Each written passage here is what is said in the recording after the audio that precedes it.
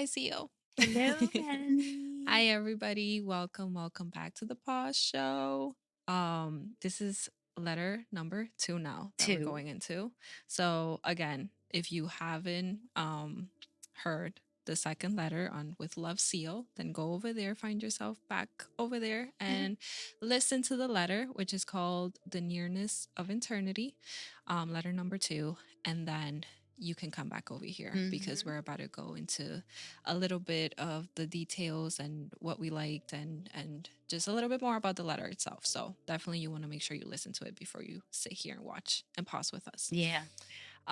So well, like we said, the letter, the nearness of eternity. Yes. And I feel like, at least for me, reading this letter, I'm still learning a lot when it comes to even this topic in itself. Mm-hmm. So I feel like just the idea of eternity, I think a lot of people are very curious about that word in itself, Uh-huh. and I think that it can scare a lot of people off. Like the whole word itself, right? Okay. It's when you speak about eternity, what what it might mean, what it might bring. But at least for me, it kind of made me think of like, all right, it's you think about eternity as something like, um, what's the word? Far and Something long beyond. yeah, like long term, far beyond, Uh-huh. like something that might not even be close. But Mm-hmm. then we're talking about this series where it's like it is coming, so you kind of have to start thinking about Yeah. it. Yeah. Yeah. You know, Yeah. it's like knocking at your door. Don't completely ignore it, it's there. But you know what is it about? So why don't you go a little bit in detail about the letter Okay. and then and that in I'm itself? I'm gonna I'm gonna give it to you in the simplest term because what we want to hear, we want everyone to understand at a simple level because Yes. the gospel is simple. We're Mm-hmm. the ones who make things complicated. So in Ecclesiastes 3:11 it says eternity was placed where? In our hearts. So this is why in the first letter we started to discuss the heart. So I can't talk to you about eternity if I first don't speak to your heart. So your Mm. heart needs to soften and open up so you can understand what I'm about to say. So Mm. if your heart still is not soft, go back. Go back again. Listen to letter number 1 and then go to episode 1 and then come back again here. So that's why we speak to the heart first because the heart is like the hub of where I or we can go into. Why? Because eternity is simple. Eternity for Christians is direction. It's like a direction of where we're going to. Like this is the beginning of the story, but it's not the full story. Mm-hmm. This is not where it ends. That's why we keep saying there's more to this. Okay, so for our curious friends, right? We said that we asked a question or we say to ourselves that there has to be more to this. Mm-hmm. But for us, since we have eternity in our hearts, we have direction already. Our question is, what if this life is prepping us for something fuller? So we don't ask the question, what if there's more to this? No, we ask the question, we're getting prepared for something more. That's why direction was placed in our heart. And believing this way, we start working in passion for a greater purpose. For instance, if you're still not sure of what I'm saying, okay, Noah built an ark. Mm. If you know the story of Noah, it never rained. It never rained. So why was Noah building an ark for?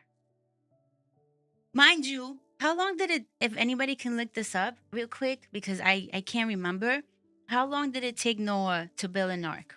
Between 55 to 75 years. 55 to 75 years, Noah was building an ark where it never rained, you guys. Mind you, he probably got made fun of.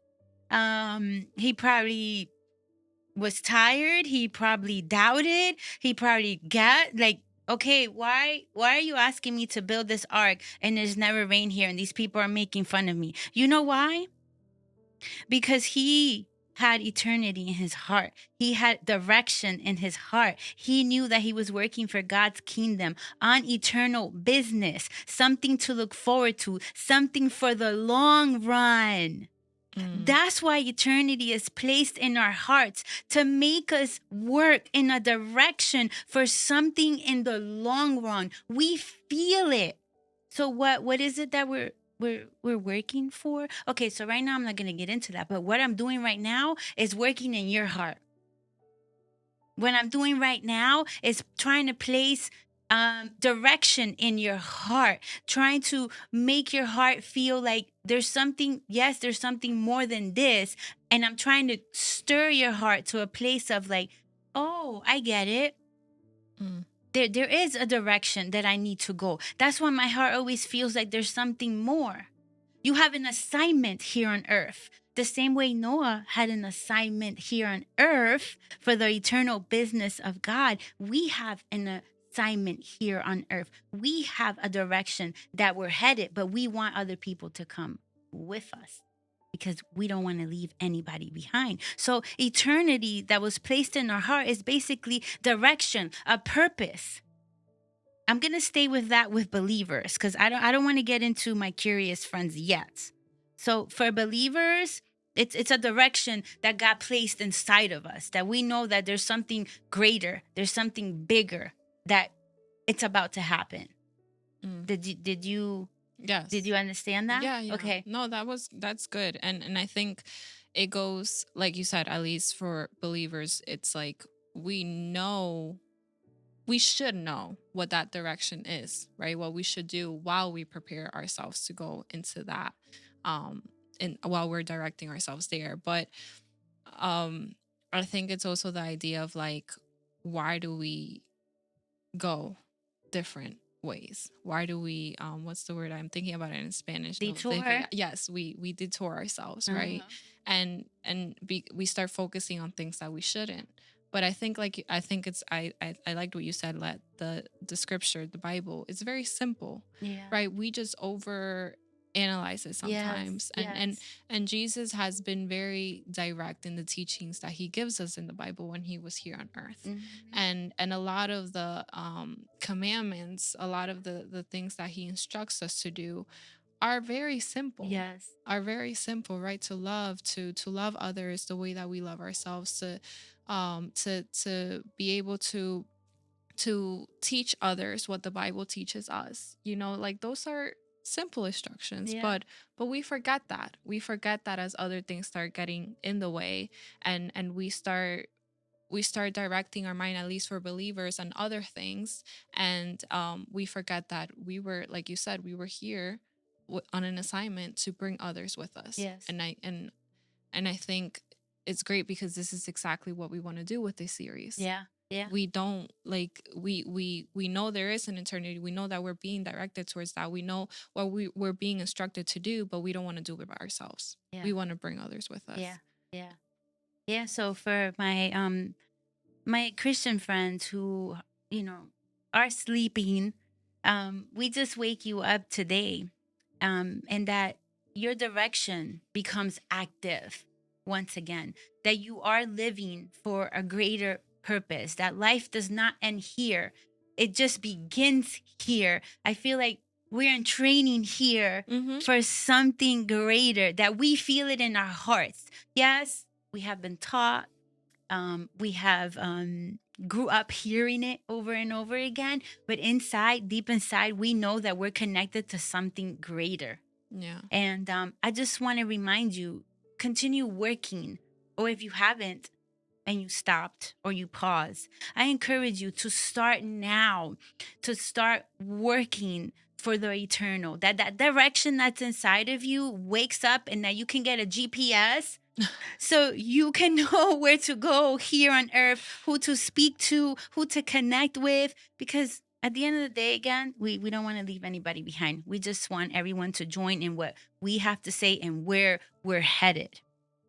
So I hope that explained it, what eternity, can mean, without going in too deep into it, because this can go in deeper. Yeah. But I just wanted to keep it basic and Simple. simple, that you could Yeah. understand this language. Again, this is the gospel of love. Mm. Love should not be difficult. Mm. We're the ones who make it Yes. difficult. And I don't want to do that no more, Melanie. I want to speak basic because I want everyone to understand it.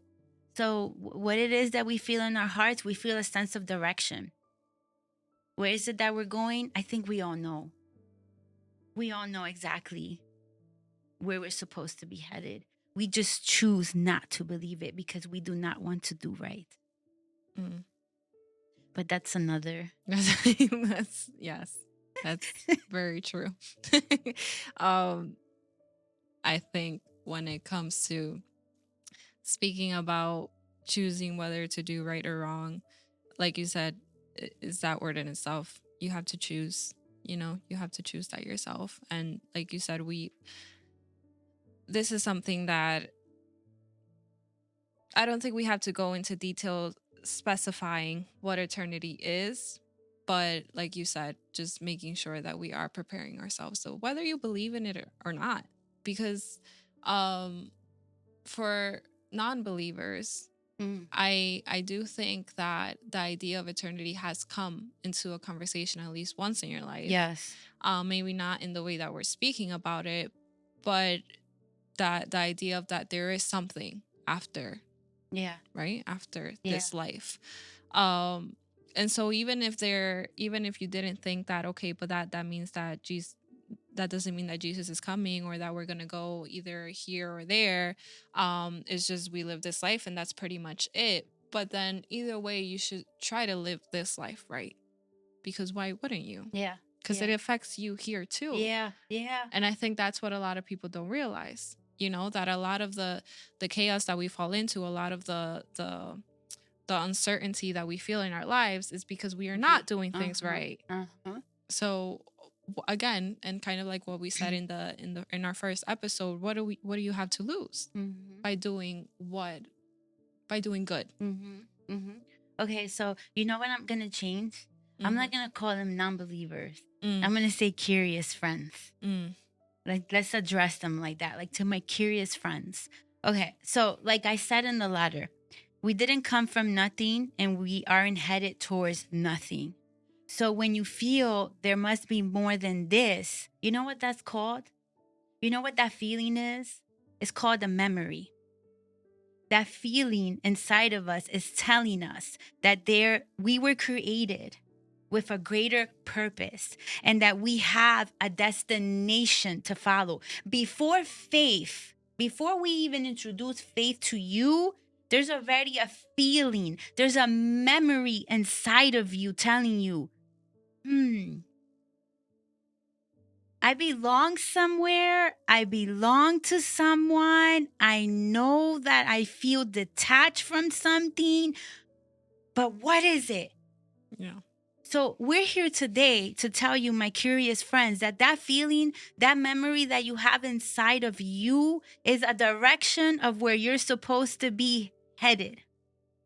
And this is why we're here today, to take you in that path, to take you in that direction slowly, not painful, not being religious, just speaking to you out of love and experience. So when that emotion comes up, it's just a reminder. It's like an alarm clock. That's how I visualize it. Like, you could be sitting I know this happens because this used to happen to me. You could, when I stepped out from my faith for a while, or let's say church, I know that I used to just have moments where I would sit down and be by myself and just start thinking about, this is not my life. Mm. This is not, I don't feel connected to it. There's something wrong here. I have a void in my heart that I can't fill with all of this, with which at that time was drinking and smoking and just doing things that I shouldn't have done. And I felt a disconnection. Mm-hmm. My direction was in the wrong place. Mm. But then when I stepped into where I belong, I felt that void being filled little by little. So now I was connected again to where I was supposed to be. And then love came in, then peace came in. So that direction where I was headed in the wrong way, when I aligned myself again, here I was in the right space. So I think that's a really good way to put it, because I feel like a lot of people that are in this walk with God, and then they step away, like you said, you start feeling that void. Yeah. Like that void is kind of what like reels you in and calls you back. But what what do you think it feels like for those that have never felt that? An alarm clock. If you mean inside, Yes. No, but like for those that have never stepped into that oh, faith at all, and they have never, because in a way, like when you're in there, you feel a little bit complete, right? Maybe not fully, like your okay. cup isn't fully filled, Yeah, or yeah. you're Yeah. starting to. But what about those that have never felt that, like peace or completeness in God? And then, they're kind of like asking, like, what do you mean by that? But Yeah. everything that I have in life is kind of already making me feel complete. I have my family, I have my kids, I have my job, and in a way, I guess I'm complete. But what is it exactly that you're saying that feel like that void? There's always a moment in our lives that you could these moments always happen somehow in the bathroom. When you're taking a shower, there always comes a moment where that alarm clock starts beating inside your heart and you feel a sense of there has to be more than this. There's not one person in this world that has not ever experienced that. Because why? Because his DNA, the one who died for us, is in our blood, is in our veins, and it's in there. And because we were created in his image, that alarm clock starts going off inside of us. You might not understand what it is, but you do feel a sense of void. You do feel a sense of unfulfillment. You do feel like this can't be it. So everyone experiences that moment. The thing is whether you want to recognize it or not. So you can brush it away real quickly and say, but I have everything. Mm, And that's it. The moment is gone. But everyone in this world has had that moment where they just realize, yeah, this can be just it. Even rich people. I have heard many testimonies right before somebody passes away. mm, The last thing they say is, money didn't satisfy me. mm. There has to be more than this. So everyone in this world has experienced that precise moment of feeling, huh, can this be just it? And in the second, it's over with. Um, I like what you said, because I think it's either you can brush it off, but also when you shared your story, or you can direct it somewhere else. Yeah. Like you Yes. can have that feeling, and then people with how mind works, you're like, okay, so now let me direct myself somewhere else. And then that's when people start doing more than they should. Is that For you don't entertain it. Like mm, people don't, not that entertain it. People don't, what's the word I'm looking for? Not invest. Research. Not research. um When you feel that, people don't dwell on it.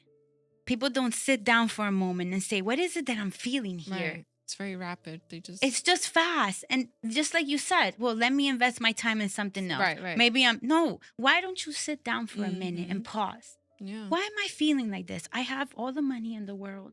I have my home. Okay, not money. Maybe you have home, a car, your family, all of that. So why am I still feeling this way? Why are you not asking yourself, what's going on with me? Why do I still feel empty? And take that route to see where it leads you. Yeah. Just don't be satisfied with just filling it with something else that's temporary. That's just something else that's being added to your agenda, which then at the end will probably make you feel more overwhelmed than Yes. what you already do. And you know what, something, Melanie? That feeling is not loud. It's like a whisper that comes and says, hey, I'm here and I'm waiting for you. We don't hear it that way, but that's exactly what's happening. And then you decide what you're going to do with that. That's so true. So it's either it's basically you pay attention to it. Yeah. You don't ignore it. You dwell on it. You start, again, I feel like it's analyzing yourself, not the situation you're in, not what more can I do, not what am I doing wrong, or, it's why am I feeling this way? And just sit on it, like you said, and like you said, just see where it takes you. Yeah. But don't put more in your plate, because that's not what we're trying to say. Yeah. Right? It's not like you're not doing enough with what you have, and now you have to go look for other things. That no, because you can't fill a void that only God can fill. And that's what a lot of people do.